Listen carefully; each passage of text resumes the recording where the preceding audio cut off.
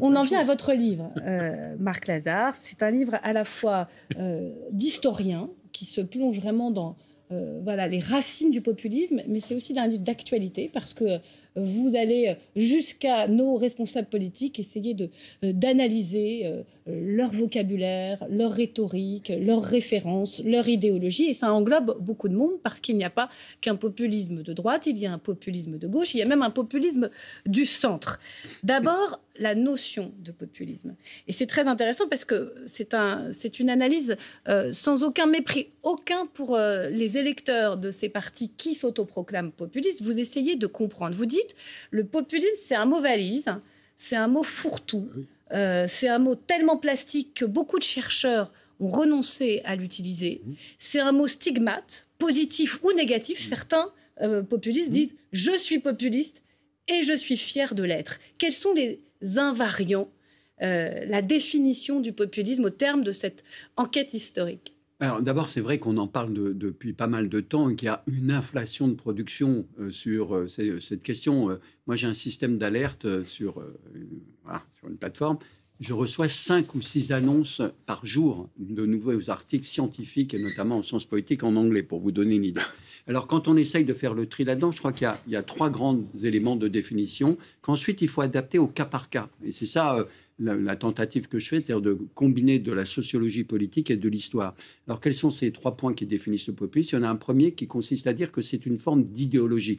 Alors, ce n'est pas les idéologies du passé, le socialisme, le conservatisme, le libéralisme. C'est une idéologie très pragmatique qui peut évoluer très fort, mais qui tourne autour d'une opposition qui existerait entre le peuple, un peuple vertueux, bon, et une minorité d'élites corrompue, dominant, une sorte de domination comme un talon de fer sur le bon peuple. Ça, c'est le premier élément. Puis il y a un deuxième élément de définition qui consiste à dire que le populisme, c'est une forme de stratégie, de style qui, justement, est organisé pour prendre le pouvoir ou le gérer. En France, on n'a pas encore eu l'expérience de la gestion du pouvoir par des formations populistes. On sait que c'est le cas en Hongrie, c'est le cas en Italie actuellement, etc. Puis le troisième point, c'est intéressant, ça c'est un chercheur chilien qui a identifié ça. Le populisme, c'est aussi une forme d'expression sociale, puisqu'il rassemble beaucoup d'électeurs, et c'est une sorte d'insurrection d'une culture du bas par rapport à ce qui serait la culture du haut, la culture des classes dominantes. Et contre ces cultures des classes dominantes qui donnent un certain nombre de prescriptions, eh bien, il faudrait se conforter d'une certaine façon. Il y a une révolte de la culture du bas. Alors je vous interromps parce que je pensais vous les faire entendre, mais je ne savais pas si on avait le son. Et puis finalement, grâce à Emmanuel Rupier, on a un petit florilège à vous faire entendre. Le peuple contre les élites, les petits contre les gros, le bon sens contre la raison. Exactement, les mots-clés. Regardez. L'événement, c'est le 5 mai. En attendant, n'ayez pas peur de rêver. Vous, les petits, les sans grade, les exclus, ne vous laissez pas enfermer. Nous allons bouleverser leur conformisme et leur plan de carrière. Messieurs, les aristocrates du système, mettez un couvert de plus dimanche prochain. Le peuple s'invite à votre table. Vous savez que vous êtes appelés dorénavant à prendre votre part à l'autre bataille démocratique qui dorénavant s'avance avec l'élection présidentielle. Il faut qu'elle soit à l'heure du peuple, contre l'oligarchie. Si vous êtes prêts et motivés, je veux dire, dans l'hôtellerie, le café, la restauration, dans le bâtiment, il n'y a pas un endroit où je vais où ils ne me disent pas qu'ils cherchent des gens. Pas un. Non mais c'est vrai, honnêtement, hôtel, café, restaurant, je traverse la rue, je vous en trouve, je vois simplement des gens qui sont prêts à travailler. Voilà. C'est intéressant, cette sélection. Parfait florilège. Parfait florilège, parce qu'on retrouve beaucoup d'éléments. Alors, moi, je fais des distinctions. Après, je fais des catégories, mais à partir de cas d'études précis. Là, on a les exemples de populisme que moi, je qualifie d'intégraux, c'est-à-dire le Front National, le Rassemblement, Jean-Marie Le Pen, Marine Le Pen et Jean-Luc Mélenchon. On voit, c'est très intéressant. Nous sommes en France. Quelles sont les références? L'oligarchie, l'aristocratie. Hein, c'est l'idée de l'ancien régime qui est toujours là. Et évidemment, il y a l'imaginaire de la Révolution française, qui est très fort chez Jean-Luc Mélenchon, moins fort chez Marine Le Pen pour d'évidentes raisons, mais c'est présent. C'est-à-dire c'est d'un côté, il y a le peuple, et de l'autre côté, il y a une caste, il y a une oligarchie qui est au pouvoir. Donc ça, c'est les populismes intégraux. Emmanuel Macron, c'est un cas très, très intéressant, parce que là, c'est juste après son élection. Oui, mais c'est ce que moi j'appelle Voilà, c'est ce que j'appelle les populismes intermittents. C'est-à-dire, on l'avait défendu dans mon livre précédent avec Ilvo Diamanti, Peuplocratie, vous y avez fait référence. C'est l'idée que les populistes n'arrivent pas toujours au pouvoir, mais ils sont déjà en train de gagner la bataille politique et la bataille culturelle, parce qu'ils imposent leur thématique, ils imposent leur agenda, ils imposent leur style, leur mode de faire de la politique. Et Emmanuel Macron, il a combattu le Rassemblement national lors de l'élection de 2017 comme lors de l'élection de 2022. Il s'est retrouvé au second tour face à Marine Le Pen. Donc et il se dit, je suis contre eux. Mais en même temps, aujourd'hui, la puissance de ce populisme fait que même des leaders qui veulent s'y opposer emploient ce type de style, c'est-à-dire t'as pas de boulot, viens avec moi, on traverse la rue, je vais t'en trouver. Ça, c'est typiquement ce que j'appelle le style populiste. Alors vous les observez aussi, depuis Bruxelles, les populistes. Ils gouvernent, comme l'a très bien dit Marc Lazar, donc, en Hongrie, ils ont gouverné en Pologne, et puis il y a l'exemple de Giorgia Meloni en Italie, mais ils progressent beaucoup dans toute l'Europe. Mais en fait, moi, ma question, c'est est-ce qu'au fond, le populisme, c'est pas la mutation du politique au XXIe siècle? Est-ce qu'au fond, tous les partis politiques ne sont-ils pas en train de devenir populistes dans nos démocraties? Alors c'est la grande question, et c'est pour ça que moi je fais une distinction entre ce que j'appelle les populismes d'antan, c'est-à-dire du passé, et puis ce que j'appelle les néo-populismes contemporains. Il y a des continuités incontestables, mais il y a des grands changements. Et le grand changement, c'est celui auquel nous assistons, d'abord parce que ça s'inscrit dans la durée. En France, ça commence dès les années 80 avec les progressions du Front National, mais il y a une extension mondiale maintenant. Et effectivement, on voit cet essor des populistes qui s'inscrit dans la durée et qui s'instille et s'inscrit au plus profond de nos sociétés, pas simplement politiques, mais dans le corps social. Donc effectivement, nous sommes dans cette phase-là. Et c'est un élément qui est en plus renforcé par la technologie moderne, c'est-à-dire les réseaux sociaux, les chaînes d'information continue, mais surtout les réseaux sociaux. Je savais bien qu'elle était responsable. Non, mais parce que c'est la démocratie de l'immédiateté. C'est-à-dire, c'est aussi ça qu'on avait mis dans Peuplocratie, qui était une réflexion générale. Et là, moi, je l'ancre dans le cas français. Mais c'est-à-dire, c'est l'idée de la démocratie de l'urgence. C'est la démocratie de l'immédiateté, parce qu'on est toujours dans l'urgence. On n'a plus besoin d'instruments de médiation parce que nous sommes dans une période où les partis politiques ont de moins en moins de pouvoir et de moins en moins d'influence. Et donc, c'est obligatoirement l'incarnation qui l'emporte à travers un leader. Et le cas français est très intéressant parce que c'est ça que j'ai voulu démontrer. On va remonter à l'histoire. C'est la particularité française. Oui, je voudrais qu'on parle de deux figures éloignées dans le temps. Le général Boulanger. Oui. Qui est une beaucoup forme de gens sont en train de découvrir avec ce livre. Vous allez rappeler à nos téléspectateurs, pour les plus jeunes peut-être d'entre eux qui ne connaissent pas, le culte du chef. Non, là, bien sûr que non, il ne faut pas exagérer. Genre, il est taquin ce soir. Et puis, donc là, on est par le haut, tandis que vous parlez énormément de Pierre Poujade, qui défendait par le bas les artisans, les commerçants, contre le haut, contre les élites, contre les impôts. Est-ce que vous pouvez nous décrire d'abord qui était-il, chacun des deux, et en quoi il représente deux types de populisme bien différents? Alors, le cas du général Boulanger, effectivement, je le classe comme le populisme originel. C'est véritablement la matrice du populisme en France. Alors, le général Boulanger était un général très prestigieux, qui avait une très, très grand prestige dans l'armée, mais pas simplement. Il a été ministre de la guerre. Nous sommes, au moment où je le saisis, moi, dans cette étude, entre 1887 et 1891. Vous voyez, c'est très court. Et c'est ça aussi les populismes d'antan, d'ailleurs. C'est des poussées de populisme qui disparaissent assez rapidement. Et il va, effectivement, avoir une popularité très forte, au point que ça va inquiéter les responsables politiques classiques, parce que il veut changer, il veut faire une révision de la Constitution, il en appelle au peuple. Il y a des gens qui viennent plutôt de la gauche, plutôt de la droite, des anciens bonapartistes, des toujours bonapartistes, des monarchistes, des républicains. Et pendant quelques années, il va secouer la République. Et ce qui est très intéressant, c'est qu'il mêle à la fois une forme d'idéologie, il y aura un peuple contre une minorité, mais il y a la dimension de la stratégie et du style. Pourquoi? Parce que le général Boulanger avait fait un voyage aux États-Unis, et un de ses proches aussi, et il avait découvert comment s'organiser les élections présidentielles déjà à l'époque. Et donc une forme, on va appeler ça avec les termes d'aujourd'hui, on va faire un peu d'anachronisme, de communication va être utilisée par le général Boulanger. Or, pourquoi ça fait peur à la République? Parce que nous sortons de l'exemple de la période du Second Empire, donc du bonapartisme. Et la République, de la Troisième République, ne veut pas de leader fort. Elle veut défendre justement la délibération, le travail parlementaire, et donc Boulanger fait peur. Alors, ça se termine très rapidement, le général Boulanger a beaucoup de limites personnelles. puis, cher Myriam, il a des affaires de cœur et donc ça va très mal se terminer puisqu'il va se suicider dans une ville que vous connaissez bien, Jean, à Bruxelles, en se tirant une balle dans la tête sur la tombe de sa maîtresse. Bon, alors en dehors de beau quand même, hein, Pardon? On savait vivre à l'époque. Parlez pour vous. Bon, passons. Bref, le général Boulanger, c'est très intéressant parce que dans l'imaginaire politique pendant très longtemps, à chaque fois qu'il va y avoir un homme fort, on va dire que c'est le retour de Boulanger ou de Bonaparte. Ça a été le cas de Charles de Gaulle en 1958. Le cas du poujadisme est très intéressant, effectivement, parce qu'au départ, c'est un petit papetier du sud-ouest de la France du Lot, qui s'appelle Pierre Poujade. Et Pierre Poujade, au départ, crée une organisation plutôt, on dirait, d'un groupe d'intérêt, l'Union de défense des commerçants et des artisans. Et ce mouvement va se politiser très rapidement. Contre quoi? Contre la 4e République, contre les élites au pouvoir, en particulier contre un homme, Pierre Mendès France, qui est au pouvoir comme président du Conseil pendant quelques mois. Il y a aussi il a une tirade antisémite très connue exactement. Contre Pierre Mendès France. Et alors, c'est intéressant dans le poujadisme que ça va connaître un beau succès. Ils vont avoir près de 12% aux élections de janvier 1956, dont un jeune dirigeant qui s'appelle Jean-Marie Le Pen, qui commence sa carrière politique à cette époque-là. Et on retrouve là les caractéristiques du populisme. Alors, il y a beaucoup de citations dans le livre de Pierre Poujade, c'est-à-dire opposer, vous l'avez dit tout à l'heure, le bon sens du travailleur, de celui qui, comme commerçant et artisan, en a marre de payer trop d'impôts. Il y a la dimension de la révolte fiscale, mais globalement, qui en sait plus que les sachants, les experts. Il y a des phrases très, très fortes de Poujade. D'ailleurs, ça avait interpellé un intellectuel de l'époque que, malheureusement, on a beaucoup oublié, Roland Barthes, qui avait été saisi par cet anti-intellectualisme, cet anti-élitisme.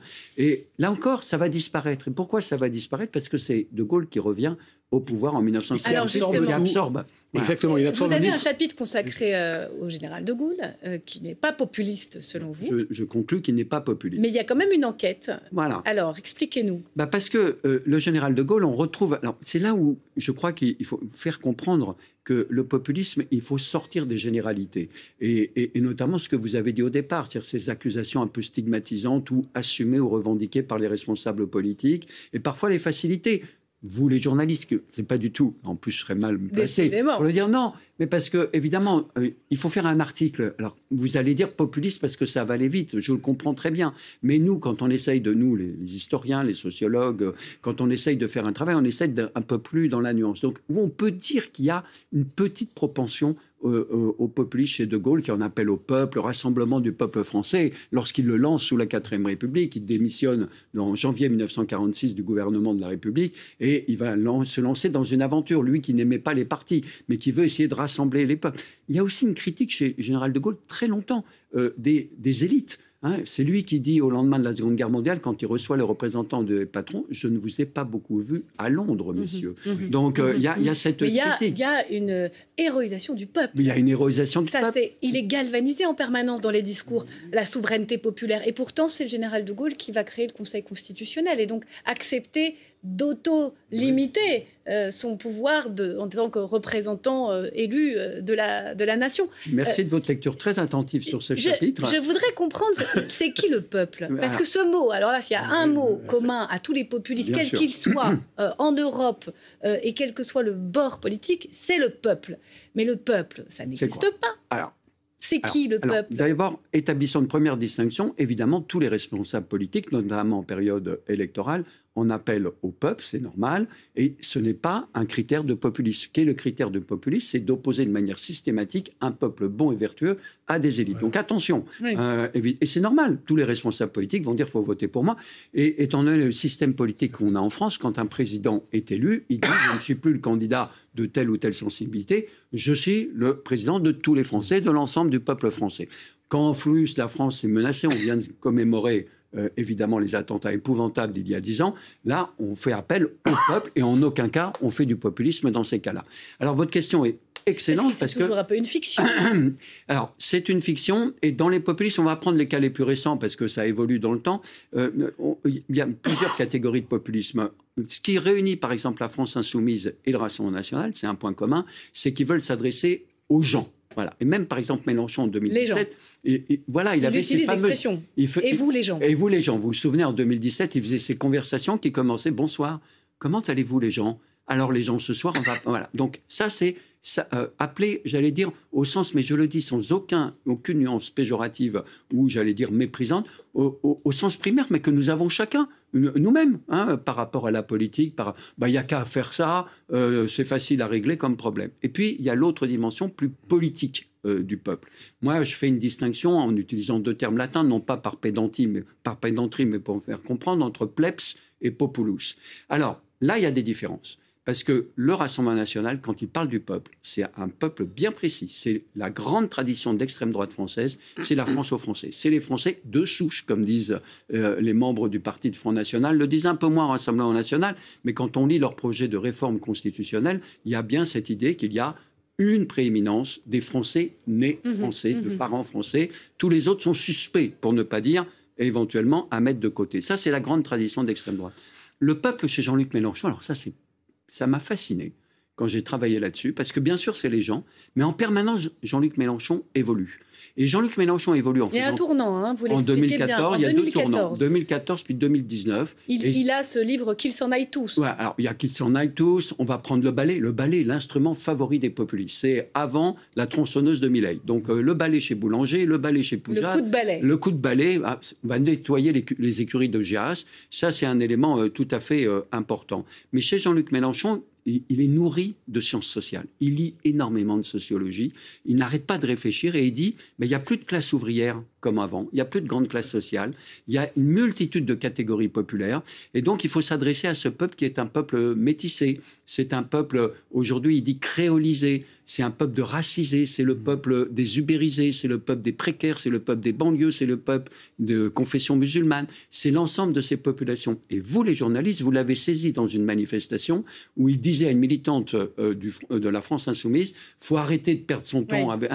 Il faut s'adresser aux banlieues et aux périphéries. C'était chez nos confrères de Quotidien. Exactement. Mais en fait, c'est très intéressant cette phrase parce que ça ne fait que traduire un langage comme ça avec une militante durant une manifestation, toute la pensée de la France Insoumise qui consiste à dire que le peuple est composé de gens très différents. Et ça, c'est la grande différence avec le Rassemblement national. C'est pour ça qu'il ne faut pas les amalgamer. Ils ont des points communs, mais ils ont des différences importantes. Est-ce que le populisme mène au fascisme ? Alors, moi, j'établis une distinction très forte. C'est-à-dire que je considère que le fascisme avait une dimension populiste. Il y a tout un passage dans le livre, mais je montre les points de différence. Dans le fascisme, il y a un nationalisme agressif. Le nationalisme des populistes, ils ont tous une relation avec le nationalisme et le souverainisme. Il est défensif. C'est un nationalisme de la peur, de la mondialisation, des immigrés. Bon. Deuxième élément, pour le moment, ces nationaux-populistes, en tout cas en France, la plupart des pays européens n'utilisent pas la violence. C'est un élément très important. Troisième point, surtout pour les nationaux populistes de droite, ils ne se réfèrent pas à un État fort. Et on sait qu'actuellement dans le RN, il y a une discussion, ou pour ne pas dire un débat qui est en train de s'instaurer entre des positions plus libérales du côté de Bardella et plus étatistes du côté de Marine Le Pen. Quatrième élément tout à fait important, le fascisme voulait inventer un homme nouveau. C'est la dimension totalitaire du national-fascisme. Ce n'est pas le cas dans les populismes aujourd'hui parce que le peuple est bon. Alors que Mussolini, ça c'est très intéressant, a un rapport ambivalent à son peuple. D'un côté, il le héroïse, il le glorifie, et en permanence, il se lamente de ce peuple qui n'est pas à la hauteur de son ambition totalitaire. Et quand il entre en guerre contre la France, et vous savez que ça a été difficile pour les troupes italiennes, alors que la France était en train de s'écrouler, il a cette fameuse déclaration qu'il fait à un de ses proches en disant « Mais qu'est-ce qu'aurait fait Michel-Ange s'il n'avait eu que de l'argile ?» Et donc moi, je travaille avec l'argile du peuple. C'est trop friable. Je ne peux pas construire les grandes œuvres d'art que je pourrais faire avec ce peuple. Pourquoi ? Parce qu'il a été abattardi au fil des temps et féminisé par l'Église. Oui, et donc finalement, le populisme ne menace pas la démocratie. Alors moi, je crois qu'à la fois, moi, ma grande thèse, c'est que le populisme n'est pas le problème, mais que c'est l'expression d'un problème. Et l'expression d'un problème politique, c'est-à-dire le problème de défiance politique, parce qu'on le retrouve systématiquement dans toute poussée du populisme ou tout ancrage du populisme dans la durée comme nous l'avons, l'expression donc de la défiance politique, de crise sociale, d'interrogation culturelle et très fréquemment d'effets d'éléments internationaux qui percutent la France. Et donc, effectivement, nous aurons toujours du populisme si ces causes ne sont pas traitées. Parce que, effectivement, on se dit que le Rassemblement national est aux portes du pouvoir. Et on se dit, qu'est-ce qui va se passer si ce parti gagne les élections avec peut-être quelques alliés. Vous qui connaissez très bien l'Italie, le pays du populisme, enfin un des pays, Berlusconi, c'est le populisme. Alors oui, la France, c'est le berceau du populisme, vous le démontrez, mais l'Italie, ils sont bien servis. Exactement. Il y a la Lega de Salvini, et maintenant c'est Giorgia Meloni. Est-ce qu'il y a une compatibilité entre l'état de droit et le populisme? Alors, c'est la grande question, et je crois qu'il y a une alternative très claire. Alors, on va prendre le cas italien. Il y a Giorgia Meloni a un aspect populiste, c'est incontestable, une critique notamment du pouvoir des juges à plusieurs reprises, un appel direct au peuple, mais en même temps, elle est dans une démocratie. Et une démocratie que, contrairement à ce qu'on dit en France, a une tradition, a su surmonter un certain nombre de défis considérables, dont celui du terrorisme, et elle est obligée de prendre en considération la puissance des règles démocratiques, l'existence d'un président de la République qui n'est pas n'importe qui est professeur de droit constitutionnel, M. Sergio Mattarella, selon moi, un des plus grands Européens actuellement donc les en Europe. Pouvoirs, fonctionnent. Elle est absorbée d'une certaine façon. Et moi, je vais encore plus loin. La grande question chez elle, c'est de savoir si elle va être l'objet de ce que j'appelle une acculturation démocratique, c'est-à-dire progressivement se transformer, ou alors si elle va être capable de subvertir progressivement les institutions. Mais dans le cas français, Myriam, si vous me permettez de vous appeler par votre prénom, je vous permets. C'est très intéressant, parce que la Ve République donne un pouvoir considérable au président, surtout s'il a une majorité absolue dans l'Assemblée nationale. Et alors là, les procédures que moi j'appelle d'acculturation démocratique, je ne sais pas si elles seront efficaces. Donc ça sera le grand défi, effectivement, si l'un des deux populismes arrive au pouvoir en 2027. C'est passionnant. Merci infiniment. On aurait pu continuer d'ailleurs sur le trumpisme, qui est aussi une forme de populisme et qui arrive aussi à grands pas dans notre pays. Merci à vous, Jean Quatremer, de m'avoir accompagné ce soir. Lisez donc Pour l'amour du peuple. C'est absolument passionnant. C'est rempli d'exemples et on y apprend plein de choses. Et c'est parfaitement sourcé, analysé, écrit aussi. Merci à vous. Marc Lazare, c'est chez Gallimard.